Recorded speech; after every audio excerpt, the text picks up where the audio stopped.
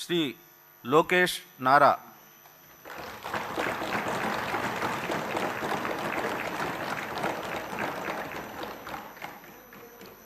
నారా లోకేష్ అన్న నేను శాసనసభ సభ్యుడినైన ఎన్నిక అయినందుకు శాసనం ద్వారా నిర్మితమైన భారత రాజ్యాంగం పట్ల నిజమైన విశ్వాసం విధేయత చూపుతానని, భారతదేశ సార్వభౌమ అధికారాన్ని సమగ్రతను కాపాడుతానని, నేను స్వీకరించబోయే కర్తవ్యాలను